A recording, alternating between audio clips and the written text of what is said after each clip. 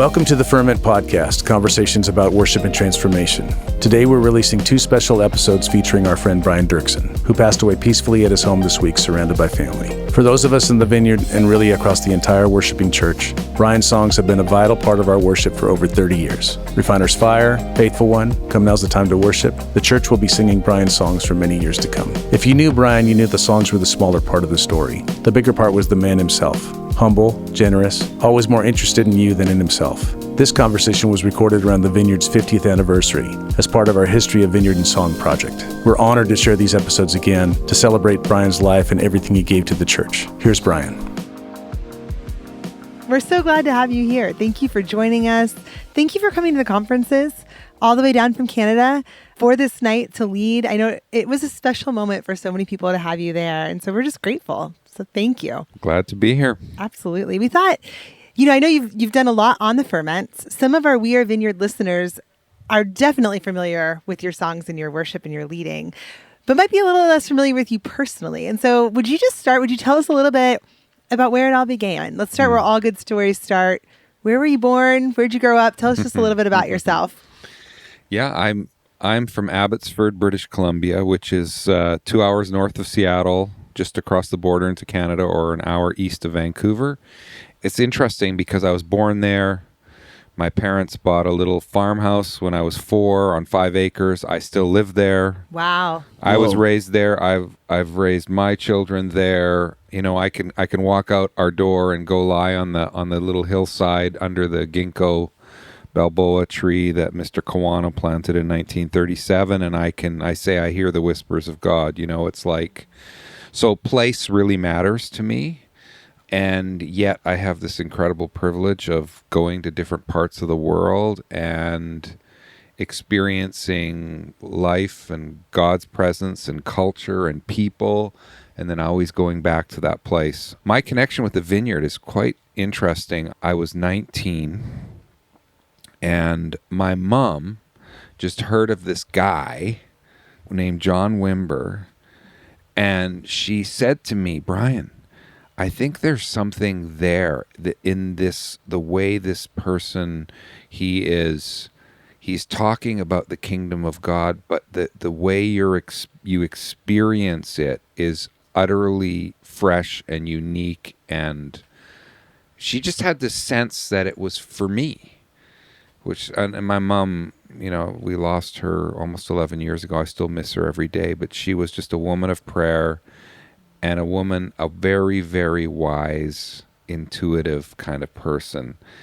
I was working my job, and I heard that there was going to be this John Wimber conference in Kansas City.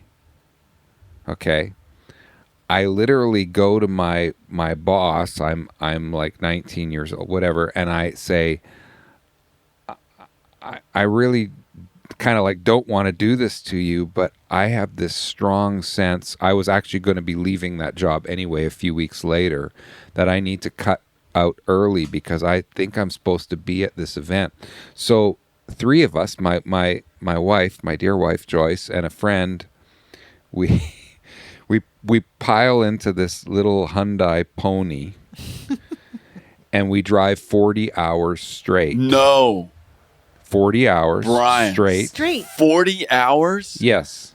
So all we do is we rotate the 3, the things you do when you're 19, right? Yeah. So much energy, it makes sense. passion. It makes sense. You're like, yeah, that's totally fine. I would love to do that. Well, the thing was, by the time we found out about the conference and our situation, that's as quickly as we could pull our stuff together and get in a car and go. We drove 40 hours and we arrived literally about an hour before the conference started. Gosh. And we had taken shifts, like sleeping in the back seat. Like there would always be one awake driver, of course. Yeah, somebody talking. One shotgun in the driver's seat and one person resting. And we just rotated through that way. Anyway, we walked in the back, and Patty Kennedy became Patty Marine, Patricia Marine, and Danny Daniels walked up on the stage, blue jeans, casual dress. I came from a Mennonite Brethren background where, you dress up for church. You, even if you don't wear suits all week, you had put on a suit for Sunday, all of that stuff. Were you wearing a suit? No, I was Okay, not. that's good. I was definitely not wearing a suit.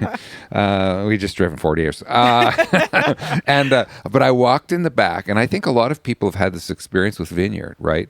Okay, so I walk in the back. I don't know a single song. I don't know anything.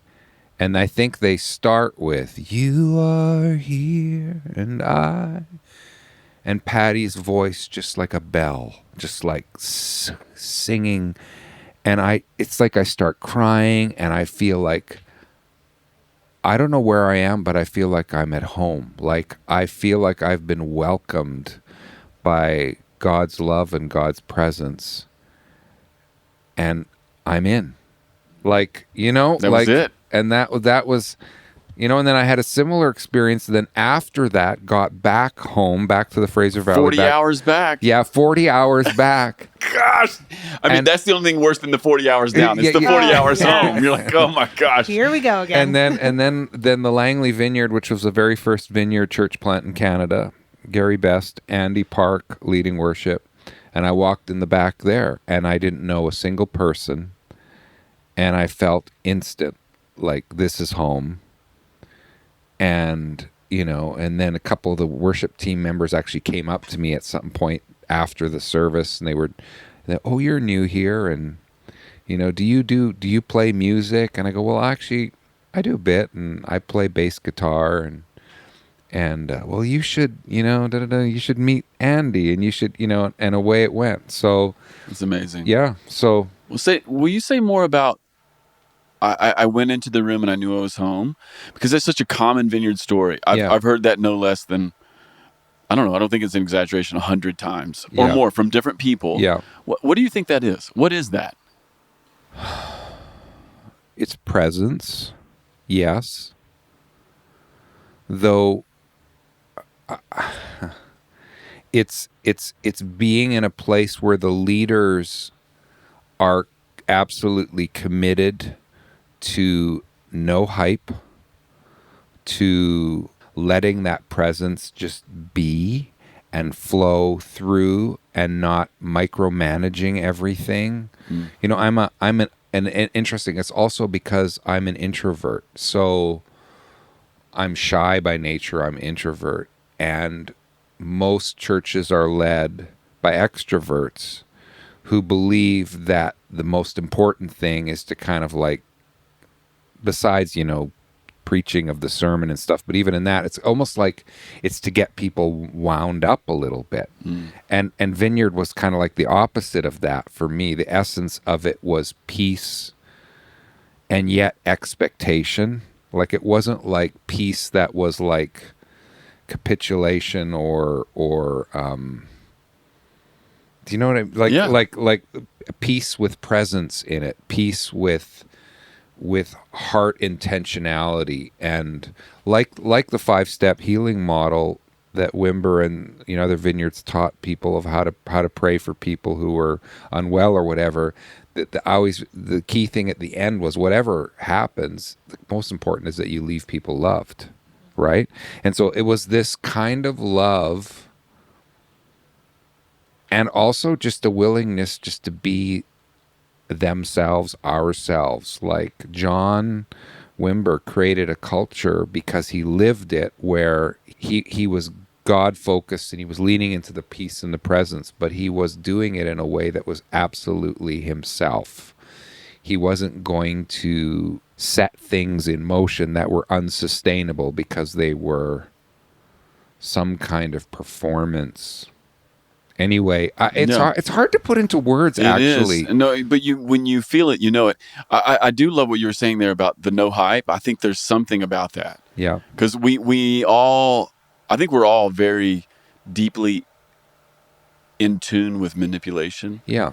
Like, we know when when something's being required or asked of us, or like, hey, wink, wink, come on now. Yeah. And we also know in moments when nothing is required of you. Yeah. And I think that might, for me anyway, there's something about that that's home. Like when you go into your mom and dad's house, and you can get anything you want out of the refrigerator. And if you want to lay on the couch and watch football, like whatever. Yeah. And nothing's really Yeah. needed. There's something there. And again, I agree. It's hard to articulate, but when you said no hype, that's like, oh, I resonate with that. And the last line of Patty's song, "You are here, your presence here is the answer to the longing of my heart."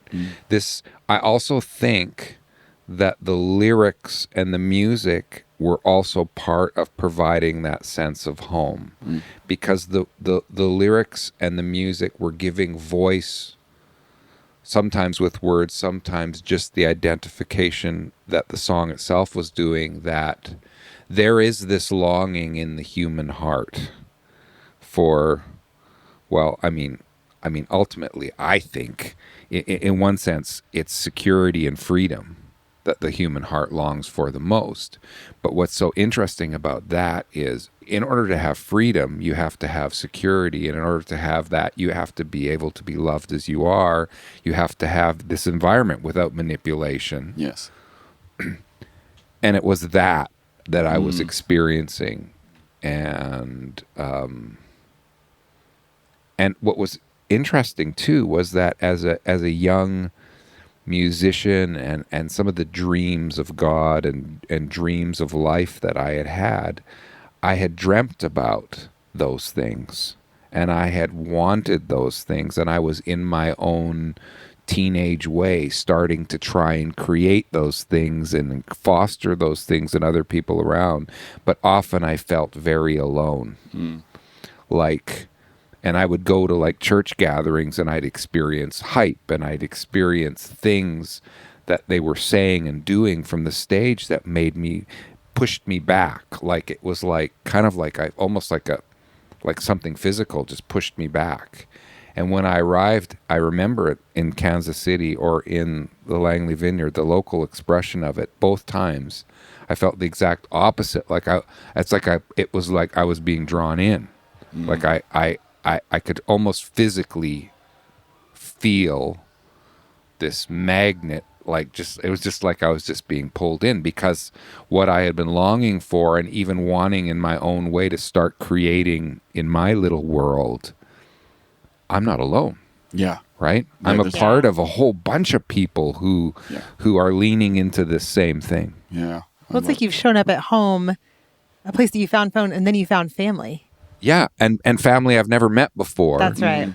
And this has been one of the great treasures of, I think, my journey, and having songs I've written be translated into all these different languages, and I end up in Germany or in, wherever, in Singapore or whatever, and all of a sudden I meet these people and I go, we have a similar longing and even a similar language, heart language, and this is incredible. Like, I'm still, to this day, so grateful for John's yes. When he was in his place of longing and brokenness, and I think of him, playing music at casinos and clubs in Las Vegas, and not just in his own heart, but he's seeing it in culture, manifest, like this longing for real, for love, for presence. And, we have this thing in our culture, there's this psychological term called collective effervescence, where, we as human beings in our cultures, we try and create these experiences where we can have collective effervescence, like where we can get together and we can have this, there's energy and everything. But the thing is, we're so used to that being manipulated and manufactured towards an end that has somebody's benefit, like all of these things to it. And then to experience that collectiveness and even effervescence, if you want to say, but in a very unmanipulated, pure, words are failing me right now, Well, as you were saying that, even, it reminds me of, oddly enough, it reminds me of the Genesis story in chapter 11 of Tower of Babel. Like, human effort to build transcendence, to reach the heavens while simultaneously avoiding God. Yeah. Right? Yeah. But the opposite of that is Acts chapter 2, where the Spirit comes down and people get scattered, but rather than there being confusion, there's understanding, Right. there's listening, there's presence. But just even while you were talking about that that collective effervescence, what a great term. Yeah. It's just, man, that's an old story right there. Yeah, well, yeah, and think about the Acts 2 thing about how when they're scattered, they actually experience and start community wherever they go. Yes. Because your presence is the answer to the longing of my heart is the human condition. Yes, and God responds right to that. Yeah, yeah. All right, hey, let's shift gears just for a second. Can you talk to me about Changed by Your Glory? Especially when we were working on this project, A History of the Vineyard, through song. Casey, Caleb, Nicole, Melissa, me, Annabeth, a few others. One of the things that came up over and over again was somebody would mention this record. And then in the last few months, I've probably had, 6 or 8 people say something to me about Changed by Your Glory. Say anything about it. Like, how did you make it? Where did the songs come from? What was happening? Was it just a church record? Yeah. I know it was an indie record. Yeah. Yes. Well, so October the 1st, 1989. Yes. I remember this evening like so clearly because so much changed in my life. What happened was, so a few months before this, Andy Park came to me and said, Brian, I'm off to plant a church. You are now the worship pastor at the Langley Vineyard. As it go, I was 22 years old, about nearing 23, I think, at the time. I just, oh man, okay. And during that season, Andy had been writing, and I had written I Lift My Eyes Up, Faithful One, Refiner's Fire.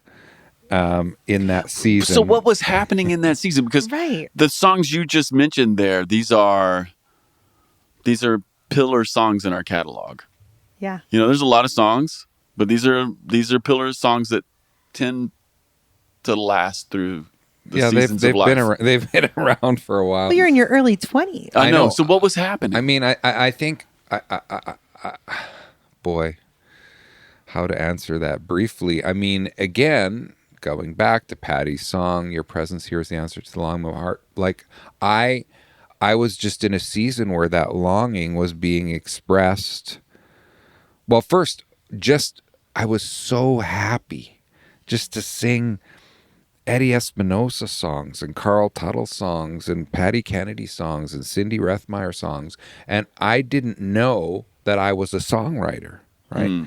Until something happened where I had this experience, and I think I've actually told maybe part of this story on Ferment about my very first song that Vineyard published, Father, I Want You to Hold Me, and I experienced a gap where I went, because I knew in my heart, because of an experience I was having with our first baby daughter and the intimacy that Jesus models with Abba, that I wanted that kind of intimate experience and language in a song, and I couldn't find a song that was written that said it, so that gap became my songwriting assignment. So I wrote that song, and for the first time in my life, I experienced using a song that I had written in a context where I thought, well, I'm not a songwriter, I never went to school to study songwriting, but this isn't about technical musicality. This is about heart. Now, eventually, as time goes on, you learn aspects of the craft of working with melody and words, and there are principles. But as I say, there's no rules with songwriting. There's just tools and the heart, really, to fashion something that says what your heart wants to say. But anyway, so then I got rolling with that song, and then once the gate was opened, I had a few weeks later, I had another experience with our first daughter, Rachel, and I recognized that in my delight about being a first-time father as a 23-year-old, I was also overwhelmed with being a first-time father as a 23-year-old, knowing I would let her down. And so I started to sing my prayer, Faithful One, so unchanging. I need God. I know storms will come. It's interesting now, and I think about, all through the storm, your love is there. Like all of those words, it wasn't like I had been living in terrible storms yet, but somehow, and I think we do this as songwriters. I mean, some can use prophetic language. I can use it just simply to say, I think we as songwriters write the songs before they're needed, so that when they're needed, they're there. So that they're already starting to live in us. And then when we go through something, either collectively as a people or as individually, we're there. So then those songs were starting to bubble. I Lift My Eyes Up. Refiner's Fire was another incredible, profound moment, experience where I had the power of God hit me. Anyway, October 1st, 1989, what happened was we had decided, okay, Andy's gone off to plant a church. These songs are living among us. I'd love it, if our people could sing them during the week or put them in a cassette player in their car as they're driving, going on a road trip. And why don't we do an evening of worship and hit record? Of course, hitting record at that point wasn't so simple. You had to rent in, special machinery and all of this stuff. But anyway, we and I said, Andy, come on back.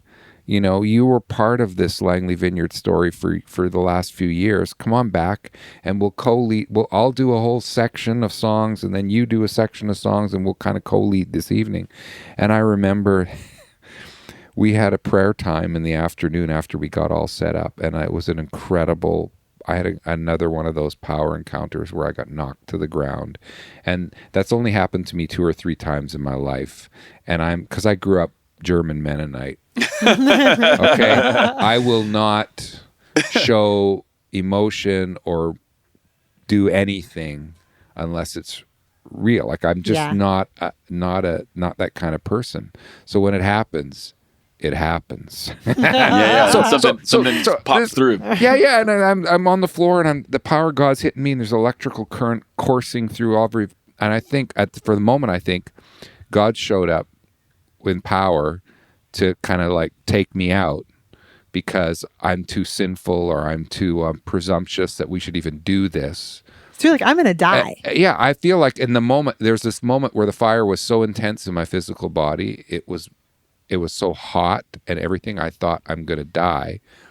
I'm going to have a heart attack or something. And then I realized that the fire was love. That this whole experience was to say, you're my precious son. I love you. Just like you love your first daughter, and you can't almost contain how much affection you have for her. And so anyway, I get up from that experience dazed, overwhelmed, and then a couple hours later we walk up and on stage and we start with Rich Mullins, the Lord ain't joking when he's putting on the Ritz when he's whatever, I can't even remember our God is an awesome God. The chorus, our God is an awesome God, right? Yeah. And then we go into Good to Me, and then I Lift My Eyes Up, and Faithful One. Anyway, these songs, and I remember thinking in the middle when we were recording them, oh, this is really sweet, but I'm not feeling anything. And I recognized after the whole night was over that I had this intense experience in the afternoon when nobody was there preparing, so to speak. And then when we got up in front of the several hundred people, and so then we listened back and we go, oh, that's good. Oh, that's a bit ouch, whatever. And we got to mix it or whatever. And I think, okay, and we'll manufacture 300 cassettes, I think it was, for our church. And that's what it'll be. I think it ended up selling something like 70,000 copies with no... Just kept going. Yeah, and then it became a CD and everything. But anyway, I have so much affection for that project on the 1st of October. Honestly, almost every 1st of October in my heart, I'm almost tasting and feeling and sensing that day. Yeah, there's just these moments, right? Yeah. I love the way that you describe the power of God there as well. It's this fire. You think you're going to die, but then you recognize it's love. Yeah. What a great way to tell the story. That really reminds me of kind of an Orthodox church understanding of God's love and judgment. I mean, when you read some of the Orthodox fathers, this is how they describe the love of God, that it is fire, and that judgment, and even in their world, like hellfire, is just the love of God wrongly received. Yeah. And so that is such a cool, for me, a very cool vineyard image. Like God's love. You're like, wait a minute.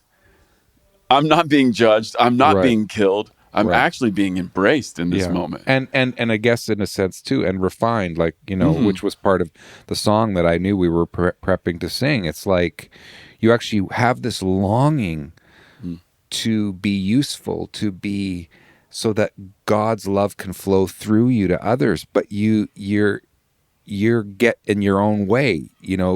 What's that, the U2 line on that song, get out of your own way, it's kind of like we have to get out of the way, and yet we're still us. That's the paradox of it, right? You've talked on this a little bit, but what was your writing process early on? Because what I was hearing in some of those stories for the early songs was things that were happening in your life as a father. Yeah. And then maybe there were a gap, some sort of a gap, and then you'd write to the gap. Yeah. But was that just kind of what you were doing with these early songs, or was there something else? Well, I think it was also just the longing, the longing for God. It was always what I was experiencing in my relational life with my children, with my wife, with people around me, and then my longing for God. And so I would have something, it would have this moment where I would go, oh, I want to say, pray, sing this. And that would be like the seed. And then I would go, when I use the language of the gap, I would first go, when I have that aha moment, I go, has somebody already provided the song that will express that aha moment? If somebody has, I'm so thankful for them, and I thank you very much for writing the song. I'll use that as my language right now. But if I couldn't find a song that said that, then that became the gap, and that was my song I wrote to fill that gap. And I, in a way, so that song starting as that aha moment, that I call it, like it's like a seed, and in that seed is the DNA of what the song can and should be. And that process hasn't changed for me, really. You just keep chasing it. So the rest of my life, whenever I write a song, I don't try and strive to write. I don't have a quota. I don't have, I've got to write, 10 songs this year, or I've got to, no, I just live and wait for the seed of inspiration. And when the seed comes, I go, is it a gap? Or can I find somebody else who's actually said this? And I go, in this season, I need to be singing, whatever that is. But if I can't find that song, I take it as my songwriting assignment. So that process, and now, of course, over the last 35 years of doing this, for some strange reason, providentially, but I think it felt strange at first. Like after the Changed by Your Glory came out, then people would write to us or call into our church office. Brian, can you come and do a songwriting workshop and teach our worship leaders to write songs like you're writing, kind of thing? I remember thinking, why are they asking me? I'm like 23 years old and I've just started. But I'm the son of two teachers. My mom was a kindergarten teacher. My dad was a science teacher. And my dad was always so curious with how things work. And so I just thought, okay, I'm kind of left and right brain. I'm very organized and structured, but I'm also creative. I'm going to figure out part of what is happening in this whole process. And how can I encourage and help other people to do it? And that's what I've done for the last 35 years. I say I ride the bicycle. With one pedal, I keep just waiting and serving and waiting for those seeds of inspiration. And then I write. And then with the other pedal, I mentor and help and encourage other people to do the same thing in their unique way. I tell them, please don't write songs that sound like my songs. Write songs that sound like your songs. Yeah. It is interesting how I love that idea of just waiting for that seed of inspiration or that little aha moment. It's like sometimes a little phrase or an idea. I just have to have the idea. Once I get the idea, then I'm like, okay, I know we can get here. Yeah. It might take me a day.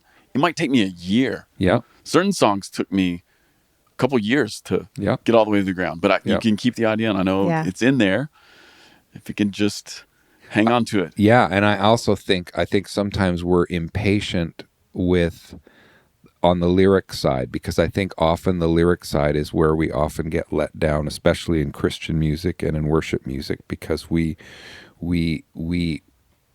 have way too many dead metaphors in our songs. They no longer speak, but it takes time to find your way so that you have, I say, a fresh way to say the familiar. Now, what's interesting, though, is you also, and especially when you're talking worship, you don't want to get caught in the clever trap that you're trying so hard to be clever, to write words and use words that nobody's used, and you lose the heart. Right? There's a ditch on either side. Yeah, there are, absolutely, and we have to learn to walk that out in a way that's true to ourselves, but also true to our community, even and our community will speak, and our community will make choices about which songs they're going to want to keep on singing and which songs they're going to just want to leave in the ditch. It was for a moment. We'll just move on. One of the things I hear you saying, though, is for you at least, the discipline isn't on every Tuesday at 10, I sit down and I try to write for 2 hours. That's the discipline. I hear you saying the discipline is staying connected to the Lord, staying connected to yourself and what's happening in your world in that moment, and staying really curious. Yeah. But what's interesting is I do have a weekly standing appointment to write songs with myself because I would never get to it. And so sometimes it's like I show up, and for me, it's Friday mornings. I show up on Friday morning at 9:00 and I'm so excited. Because I get to walk over to that piano and I'm booked off. But sometimes there's no new aha moment, but I'm musing and I'm reworking an idea I had 3 months ago that I haven't had time to finish. Mm-hmm. So what I'm not trying to generate at that point, I'm not trying to force the aha. I want to stay in that posture of waiting and curiosity. But because I also know over a season of time that this is how I'm called to serve, I also put some structure in my life so that eventually I can finish the songs that I start. Yeah. Maybe is another way to say it. Brian, talk to us about songs that remain evergreen. No. Okay, because we just listed several of yours that are, I think, pillars in our catalog when I think about them. Faithful One, Refiner's Fire, I Lift My Eyes Up, Come Now's the Time. I mean, these songs, they did something in the moment, but then they're still songs that we can pull. Yeah. Even at my church, Yeah. If we pull the chorus to Refiner's Fire, no one in the room's like, well, that's old, or no one's like, well, wait a minute. Maybe they're not saying that out loud. No, but they're like, but people can go right with it, right? And it's like, well, it's interesting that a song can speak over 4 decades almost. Yeah. Right.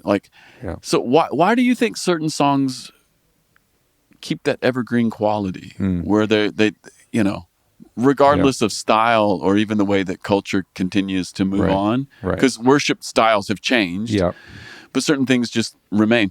I mean, even here at the conference, both this week and then when we were in Denver, one of the songs that's popped through in several sets, and I'm not saying anything, Melissa's not saying anything, but the worship leaders are resonating with it, is Draw Me Close. It's popped through. Mm-hmm. A couple people have done the whole thing. Some people have just dropped the chorus. But it doesn't matter where you are. Yeah. If you sing, "You're all I want and you're all I've ever needed," it blows the room in half. So talk to me about your thoughts on evergreen songs.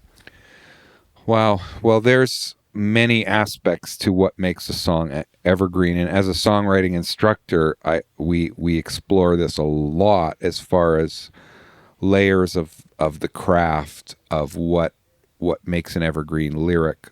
Universality, but not just universality. It's that almost that mysterious, intangible, poetic way where a turning of a phrase captures people's heart. Like they just go, oh, I wanted to say that, but I didn't have the words to say that. I knew that. I knew it. I knew it. Yes, exactly. I knew it. I felt it. I've wanted it. Yeah.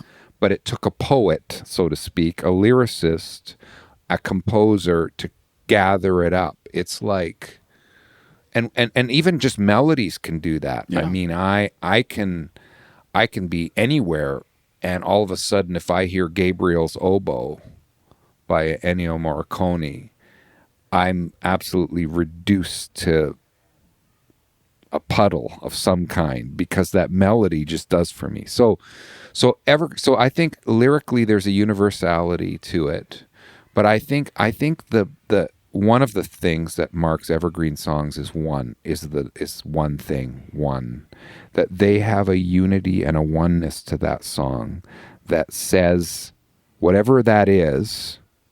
You know, Refiner's Fire has this very clear, it's a prayer of consecration so that we could do the will of God. Like it's saying this one thing. And usually the evergreen songs aren't complicated, again, connected to the oneness. They don't rely on verbosity, like all of this volume of words, like I'm going to overwhelm you with all of what I know about this one thing. You know, isn't he beautiful? Beautiful, isn't he? The chiasticness of that, like so, and that's what interesting in lexical repetition, to use songwriting terminology. There's elements of the art at play that over time you learn. Oh, lexical repetition, like taking key phrases and if they can handle the weight of repetition, and then that inversion pattern that is so clear in the Psalms. You know, you A B B A, right? Yes. You know what I mean? So evergreen songs are gonna say one thing. That one thing is a universal thing. It's poetic. It's simple. Poetic. It's simple. Yeah. Now, I mean, you can look at thousands, millions of songs that have a lot of those things and haven't, and there always remains mysterious. Yeah. People's choices. You know, even like in mainstream music, they try and pre-predict what next song is going to be the hit, and they can't because you ultimately float whatever that thing is out there, and then people, one by one, and then the whole collective effervescence thing, and then collectively we make a choice that is an expression of our hearts, and we're going to keep on singing it. And also, I think then you need also enough repetition. I think we're in a situation right now where the worship industry, and that's a loaded phrase in of itself, but let's just say the worship industry has tried so desperately to keep on recreating some of these evergreen things. But what they don't understand is that by constantly releasing new songs, we can't handle them. We run past it. We just, because the only way something becomes evergreen is through repeated use in a way that is mixed with affection, where we go, the reason why we're doing it again is not because we have to, it's because we want to. Mm-hmm. Because this song speaks for us, right? It's a prayer from our heart to God, or it's an expression of what we feel like God is doing among us right now. So the only way we're going to get more evergreen songs, and we always will, and maybe it's just that matter of we just accept, okay, you know what? The people will choose eventually. Yeah. And you know, when you say the Spirit will choose, like it'll be touched with something that people keep on wanting to, you know, I don't know, like. Have you noticed something special about how they arrive? That's a good question. I mean, is there anything in your songwriting I would say about half and half. It's like it's very interesting. About half of them had very special arrivals. Refiner's Fire, Come Now's the Time to Worship. But songs like Faithful One, songs, I'm trying to think of like Hallelujah, Your Love is Amazing. So I'd say about half of my quote unquote bigger songs came incredibly specially, and others were just a Thursday. Yeah, that's like my normal Friday morning. Oh, I should write a song about that. Okay. And I sit down and write it, and I rewrite it, and I draft 1 and draft 2, and eventually I go, I think that's done, and I float it on out there, and people go, oh, thank you very much. But in the moment, it didn't feel particularly special to you. No. I love that. I so love that. So it's literally... Sometimes it does. Sometimes it feels incredible. Like I'm weeping. I know this has juice. There's fire in me, and I go, this is incredible. And I've had that experience with songs that then tend to not do much. Yeah, I love that too. What a great story. And then I've had songs, where I feel nothing and they do a lot. So it's just, it's the whole gamut. Yeah. It's the whole continuum. So weird, isn't it? Yeah, we look for the pattern, don't we? We're like, if we do this, then we'll get there. Yeah, no, love it. Do you still feel surprised? We're at our session on Wednesday at the conference. We sing Refiner's Fire. Just from the Denver conference alone, I've heard so many people say they were just reduced to a puddle. Yeah. And smacked in the face with God's presence. What is that experience like for you? Do you feel surprised? Does it feel like, well, I guess we're singing Refiner's Fire again? I mean, how does that go for you? Well, I mean, Refiner's Fire is interesting because, of course, I got to a place where I couldn't sing the song anymore because of my concern over one of the words in the song. Right. So Master started to got to a place where it was hard for me as I grew in friendship with the Black community, and I started realizing what language like Master does if that becomes the primary metaphor for God. It's a power over word. And I understood my 23-year-old self. Yeah. Sure. Wanting to surrender my whole life, wanted to be consecrated. And I still have that desire, but ultimately I don't think it's sustainable if all God is overpowering us.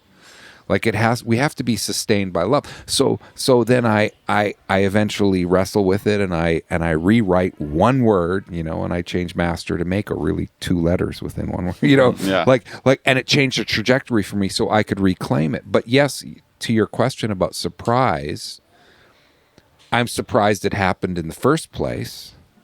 It was just a simple prayer that I wrote. So I'm still surprised at the depth of connection it brings for people, and it helps me.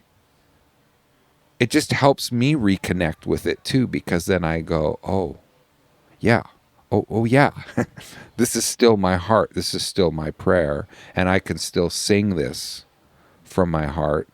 But like I'm just me, right? So like some of these songs you can get to the place where, okay, do we have to sing that song again? Yeah. And you kind of feel tired of it. And I had to let it go for a while. But then when you're in the room with people, and then you float and you start and it just clicks and you feel that thing, then you go, okay, I'm willing, even if I didn't need this today, some other people maybe did, Yeah, that's just the part of being a worship leader that is just serving the room. Yeah. I'm here to help. Yeah.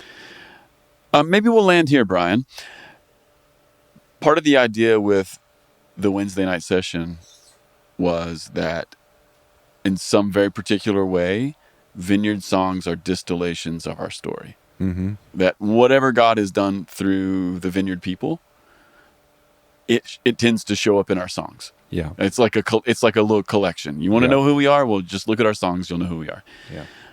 And I really believe that. And because of that, I would love to know what you'd want to say to our current Vineyard songwriters. Wow. Well, part of what I would say is don't forget the story. And ask questions. Like, get curious. Like if you get a chance to see Cindy Rethmeyer, ask her what was it like to be the first woman leading worship in the vineyard when it was not. I mean, it's hard for us to even comprehend now, right? Like it seems silly, doesn't it? It almost seems silly, and yet at that point, it's like smoking on a plane. Yeah, People did that. That's People in did that. reverse. I can't imagine. Yeah, they're like, we're 30,000 feet in the air. It's a pressurized chamber. Can somebody just pass me a Believe cigarette? Adam, you went there right now. That's hilarious.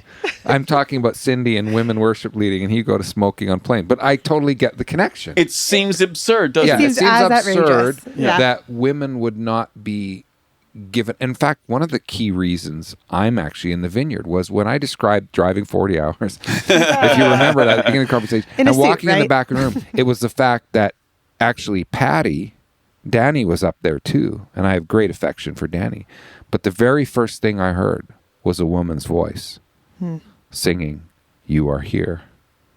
And for me, and I've kind of made it part of my thing in life is to try and encourage, raise up, mentor, make tons of room for women, strong women leaders, because I think we need their voices. And so anyway, I'm getting off the trail here. Yeah, but what ask Cindy. Yeah, that would be one of the things. Yeah.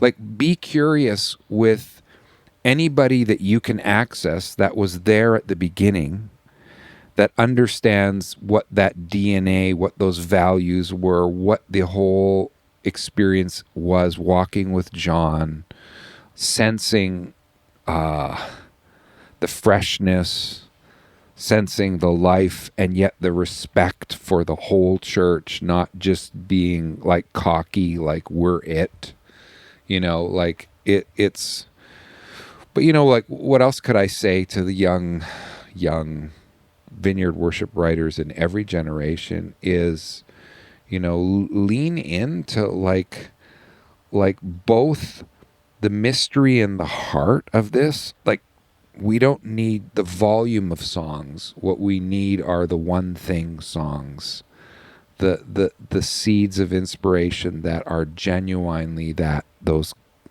precious seeds. So write less, but take more time. You use the word distillation or refine. Another word, refine. Like, take more time to distill it. Take more time to refine it. Take more time to wait, so that then the songs that we actually write and release are saying one thing. Weighty. They have weight. Yeah.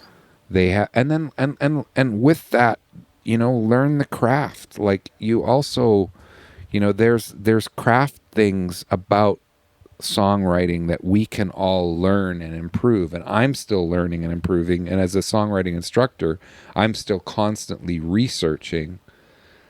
How can I explain this better? How can I be a better songwriter? What can I learn? Whenever a song really takes off, I'm asking the questions. I'm trying to be curious.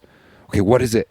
Yeah, can I notice that? What can I notice about this particular song that I can interpret in my unique voice? That's great. It's instantly applicable for every one of us. Know the story. Pray more. Wait more. Maybe write a little less. Yeah. Like, wait for that real nugget of an idea. Yeah. Learn a little craft. Yeah. Don't disagree. Brian, thank you for hanging out with us today. Thanks for coming, as Nicole said, all the way from Canada, twice to hang out with us. We feel so privileged. So grateful. All right, everybody. Thanks for listening. Peace.